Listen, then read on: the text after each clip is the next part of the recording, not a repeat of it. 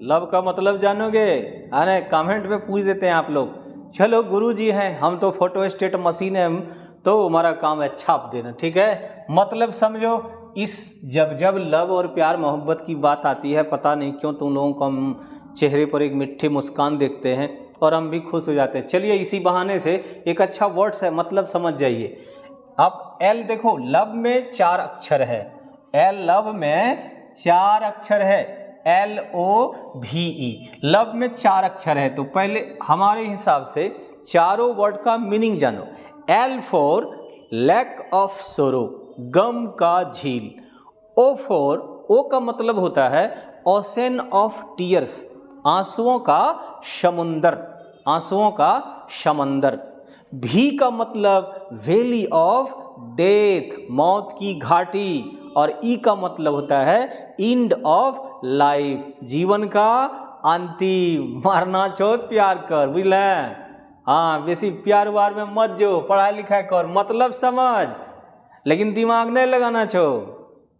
पहले पढ़ना है, पढ़ के कुछ बन जाना है, मम्मी पापा को तोहफा देना है, फिर अपने आप तुमको खोज लेगा। चल बेटा यहाँ ध्यान दे। एल का मतलब क्या बताए जी? देख ले इसमें क्या चीज है। या तो तू करना छोड़ देगा, या फिर कर चाहता था तो छोड़ देगा, कर रहा है तो भी छोड़ देगा। पहले हाँ योग्य बन जाओ।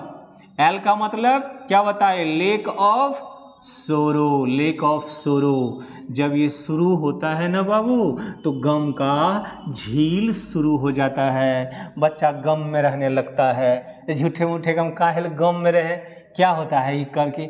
लेक ऑफ सोरो, गम का झील, तुम गम में रहने लगा, खोने लगा, जहीं तहीं जाने लगा। मम्मी वैद्य जी को बुला के लाया, हे वैद्य जी देखो हमरा बेटा की भेले।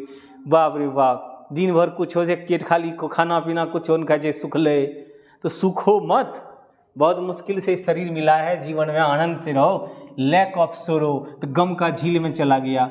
अब आता है ओ का मतलब ओशन ऑफ टीयर्स। देख अब इसमें क्या होता है कि जैसे ओ वाला में जब आए ना आप, तो आपका ये बात 2-4 आदमी 10 आदमी जानने लगता है समाज में।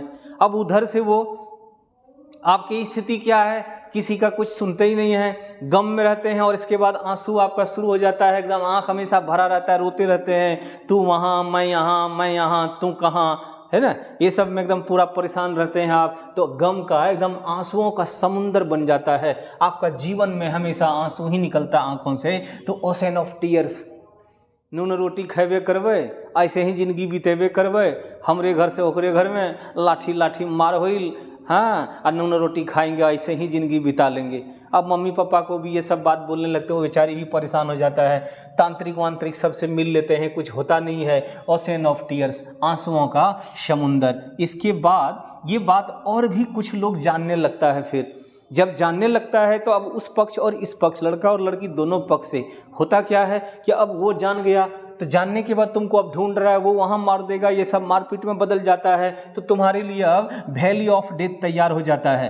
तो वैली ऑफ डेथ यानी मौत की घाटी भी तैयार हो जाता है, बहुत कुछ होने लगता है। और लास्ट में आपका आता है ई, और ई का मतलब हो जाता है आपका एंड ऑफ लाइफ। और यही करते करते दाढ़ी उड़ी बना करके बड़का बाबा जी बन जाते हैं। इसके बाद घूमते रहते हैं और सैड सॉन्ग आप लोग गाते रहते हैं, ठीक है, सैड सॉन्ग हम लोग गाते रहते हैं, और यही हो जाता है जीवन का अंतिम। तो देख लो अब क्या करना है। 4 चीज़ आता है, ये 4 चीज़ में झेलना है अगर तो फिर कर, और नहीं झेलना है तो फिर आगे बढ़े, सबको छोड़ छाड़ दे, चल हैं मत कर, मजा खाली नहीं ले, मतलब सिखा रहे हैं हम आप लोग को। कमेंट करते बड़ी अच्छा चीज़ पूछ लेते हैं कभी कभी आप लोग, हाँ, सोचते सोचते हमारा भी बैंड बज गया कि मतलब क्या बताएं। तो चलो किसी तरह से बता दिए, आगे बढ़ते हैं, फिर इसी तरह से ज़िंदगी चलता रहता है।